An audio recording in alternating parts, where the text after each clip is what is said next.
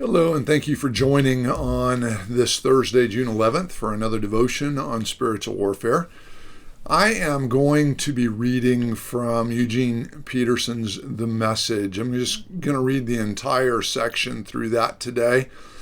And I am going to end up skipping the actual armor and dropping down and talking about prayer for a little bit. But let's just read what Eugene Peterson says. He says, and that about wraps it up. God is strong and he wants you strong. So take everything the Master has set out for you, well-made weapons of the best materials, and put them to use so you will be able to stand up to everything the devil throws your way. This is no afternoon athletic contest that we'll walk away from and forget about in a couple of hours. This is for keeps, a life or death fight to the finish against the devil and all his angels. Be prepared. You're up against far more than you can handle on your own. Take all the help you can get, every weapon God has issued, so that when it's all over but the shouting, you'll still be on your feet. Truth, righteousness, peace, faith, and salvation are more than words. Learn how to apply them. You'll need them throughout your life. God's word is an indispensable weapon. In the same way, prayer is essential in this ongoing warfare. Pray hard and long. Pray for your brothers and sisters. Keep your eyes open. Keep each other's spirits up so that no one falls behind or drops out. And Paul says, and don't forget to pray for me. Pray that I'll know what to say and have the courage to say it at the right time, telling the mystery to one and all. The message that I, jailbird preacher that I am responsible for getting out. Well, I'm no jailbird preacher, but I ask you to remember me in your prayers as well. So today I thought that I would drop past the actual armor to something that I think we often neglect in terms of spiritual warfare, and that is prayer.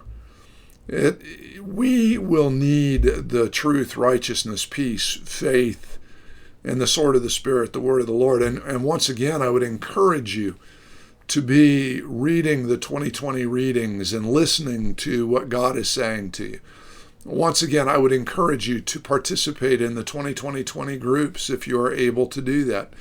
If you spend 20 minutes every day reading God's Word, 20 minutes every day reflecting on God's Word, and then occasionally if you spend another 20 minutes sharing what you've learned with those around you, it'll make a world of difference in your life. So I would really recommend you do that. That's, God's Word is an indispensable weapon.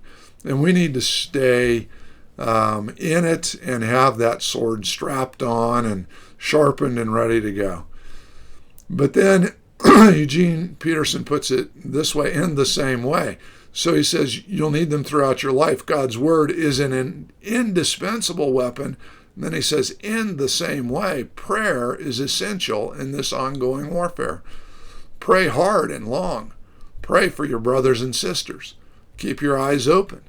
Keep each other's spirits up so that no one falls behind or drops out. Tomorrow, I'll probably spend a little bit more time talking about how to pray or what to pray, things of that nature.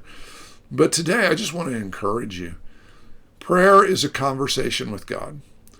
Talking to God about what's going on in your life and in the lives of those around you. And asking God to help you, to strengthen you.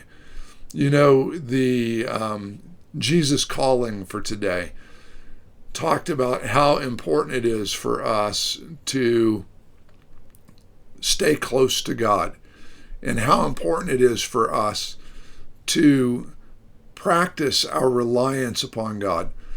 Our minds are hardwired as due to the fall. Our minds are hardwired, as Tom Rushka said last night in his sermon for us, that we're fallen creatures and we tend to lean away from God. Now, in Jesus Christ, we can be set right. We can be made righteous. We can be made holy. We can be more than sinners. We can be saints. But we still have this innate sense within us to think of ourselves more highly than we ought and to lean away from God instead of leaning into God. Prayer is leaning into God. Prayer is calling on Him and relying on Him and saying, Lord, what do you want me to do today? Where do you want me to go today? What do you want me to say today? Father, help me to take every thought captive because I'm struggling. And we can only overcome the lies of Satan by staying close to God in His Word and through prayer. And so I'm just going to encourage you today to be prayer warriors, to be warriors who fight the battle most urgently, most earnestly on your knees. Do not neglect prayer.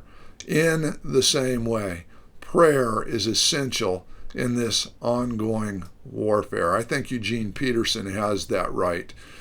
We can read it from the ESV where it says, praying at all times in the Spirit with all prayer and supplication.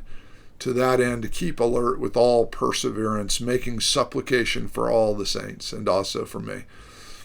You know, prayer is huge. Jesus took time apart every day to pray. He would withdraw to a lonely place and pray. We need to be a people of prayer. Tomorrow I'll come back and I'll work through the Lord's Prayer with us and talk about that a little bit. It's actually the disciples' prayer. But anyway, we'll talk about that tomorrow.